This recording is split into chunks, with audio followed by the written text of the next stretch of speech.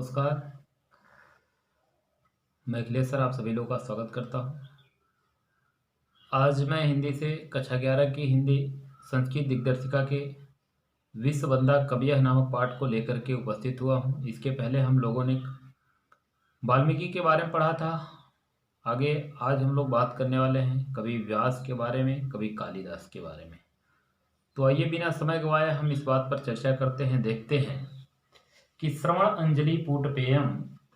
अंजलि पूटपेयम वीरचीत वान भारताख्यामृतम यह तम अहम रागम कृष्णम कृष्णद्वैपायनम वंदे नमः सर्वविदे तस्मै व्यासाय कवि वेद से चक्रे पुण्यम सरस्वत्या यो वर्षम इव भारतम नमस्तुते व्यास विशाल बुद्धे फुल्लार अरविंद पत्र नेत्र येन त्वया भारत तैलपूर्णः प्रज्वालितो ज्ञानमय प्रदीप। श्रवण अंजलि पूटपेयम। श्रवण मतलब सुनना होता है तो कान हो जाएगा। अंजलि, अंजलि से पुट पेयम पीने योग्य, कान रूपी अंजलि से पीने योग्य, कान रूपी अंजलि से पीने योग्य वीर चीतवान रचना किया है भारत आख्या महाभारत रूपी अमृतम, अमृत की यह जिसने या जिन्होंने, तो जिन्होंने कान रूपी अंजलि से पीने योग्य महाभारत रूपी अमृत की रचना किया है, तम उस अहम मैं रागम राग रहित कृष्णम पाप रहित, उस राग रहित और पाप रहित कृष्ण द्वैपायन की अर्थात कवि व्यास की वंदे वंदना करता हूँ।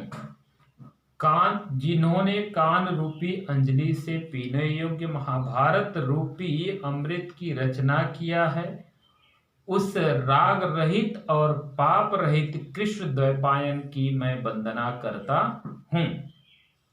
नमः नमस्कार है सर्वविदे सब कुछ जानने वाले तस्मय उस व्यासाय, व्यास को कवि वेद से, कवि मतलब कवि वेद से ब्रह्म होगा तो कवि ब्रह्म उस व्यास को, कवि ब्रह्म उस व्यास को, कवि ब्रह्म उस व्यास को मैं नमस्कार करता हूं।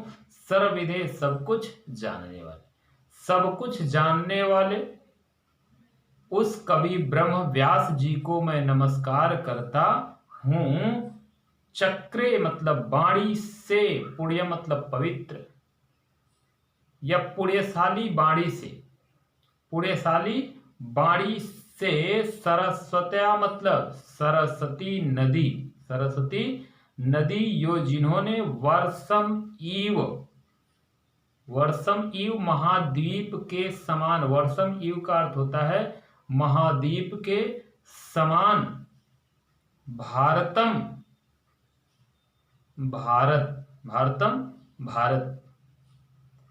तो जिन्होंने सरस्वती नदी से युक्त, जिन्होंने सरस्वती नदी से युक्त महाद्वीप, सरस्वती नदी से युक्त महाद्वीप भारत के समान अपनी पुण्यशाली वाणी से महाभारत की रचना की। भारतम का अर्थ होगा महाभारत।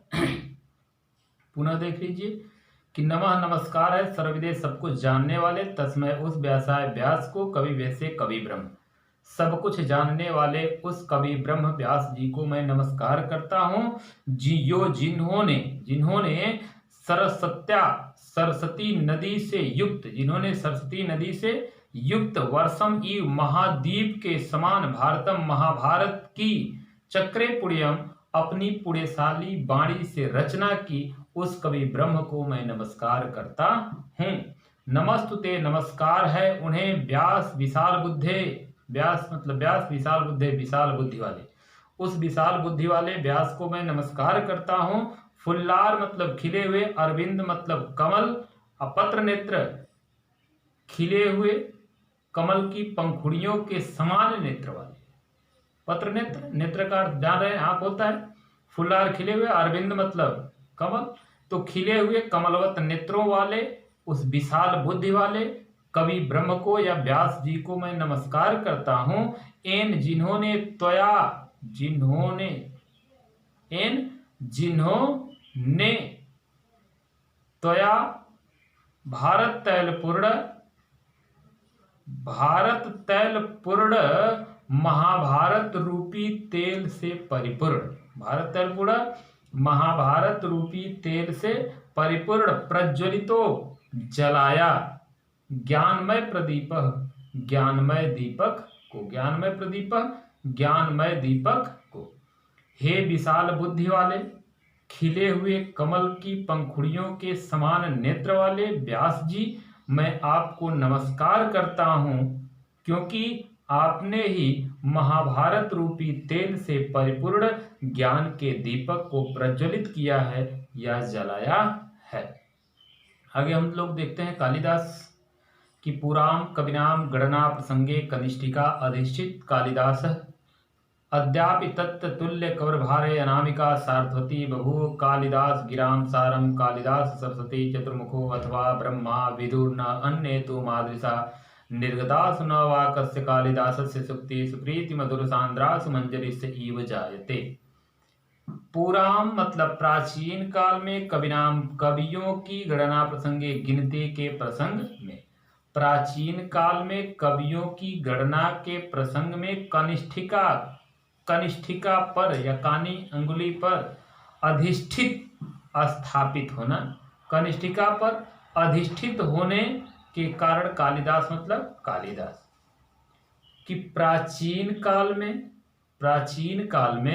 कवियों की गणना के प्रसंग में, प्राचीन काल में कवियों की गणना के प्रसंग में कालिदास के कनिष्ठिका पर आधारित होने के कारण अद्यापि आज भी तत्तुल्य उसके समान अभाव में अनामिका मतलब अनामिका नाम सार्थवती बभूव सार्थक सिद्ध होती है। प्राचीन काल में कवियों की गणना के प्रसंग में कनिष्ठिका पर कालिदास के आधारित होने के कारण अनामिका अंगुली आज भी सार्थक सिद्ध हो रही है। कालिदास की राम, कालिदास की वाणी के सारम तत्व को कालिदास स्वयं कालिदास जान सकते हैं, कालिदास की वाणी के तत्व को स्वयं कालिदास जान सकते हैं। सरस्वत्या अथवा सरस्वती जी जान सकती हैं, चतुर्मुखो अथवा ब्रह्मा अथवा चार मुख वाले ब्रह्मा जान सकते हैं, अथवा चार मुख वाले ब्रह्मा जान सकते हैं, विदु जान सकते हैं, न नहीं अन्य दूसरा तू मादृशा तुम्हारे और हमारे जैसे, हमारे और तुम्हारे जैसे लोग कालिदास की वाणी के तत्व को नहीं जान सकते हैं। इसमें कहा गया कि प्राचीन काल में कवियों की जब गणना की जाती थी तो सबसे पहले कानी अंगुली पर या कनिष्ठिका पर कालिदास अधिष्ठित थे, उसके बाद की अंगुली जो अनामिका नाम दिया जाता है, यह अनामिका आज भी अपने नाम को सार्थक की हुई है, आज भी अनामिका नाम इसका बना हुआ है। अगर कोई कवि श्रेष्ठ आता गणना के संदर्भ में तो कालिदास की बजाय ये कालिदास अनामिका पर आ जाते, चाहे यहाँ दूसरा कोई कवि आ जाता तो इसको हम अनामिका अंगुली नाम नहीं देते। तो प्राचीन काल में कवियों की गणना के प्रसंग में कनिष्ठिका पर कालिदास के आधारित होने पर ही आज भी अनामिका अंगुली सार्थक सिद्ध होती है। कालिदास की वाणी के तत्व को स्वयं कालिदास जान सकते हैं, अथवा सरस्वती जान सकती हैं, अथवा चार मुख वाले ब्रह्मा जान सकते हैं, हमारे और तुम्हारे जैसे लोग नहीं जान सकते हैं। निर्गतासु मतलब निकलने पर, न मतलब नहीं, वाक अथवा कस्य किसको, कालिदास से, कालिदास की सुक्ति मतलब सुक्तियों की, कालिदास की सुक्तियों के निकलने पर, कालिदास की सुक्तियों के प्रकट होने पर या निकलने पर प्रीति सांद्रास, प्रीति मधुर सांद्रास,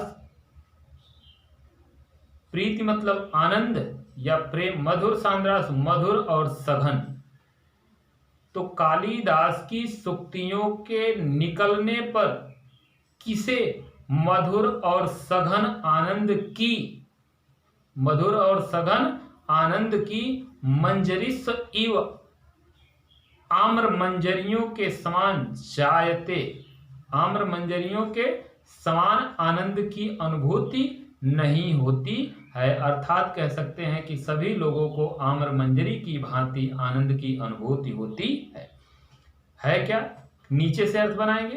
प्रीति मधुर सांद्रास, प्रीति मतलब आनंद होता है, तो हो जाएगा मधुर सांद्रासु, मधुर और सघन, मंजरिस इव जायते, आम्र मंजरियों के समान, मधुर और सघन आम्र मंजरियों के समान, कालिदासस्य सुक्तिषु, कालिदास की सुक्तियों के प्रकट होने पर, निर्गतास मतलब निकलने पर, कालिदास की सुक्तियों के निकलने पर, न वा कस्य प्रीति, किसे आनंद की अनुभूति नहीं होती है।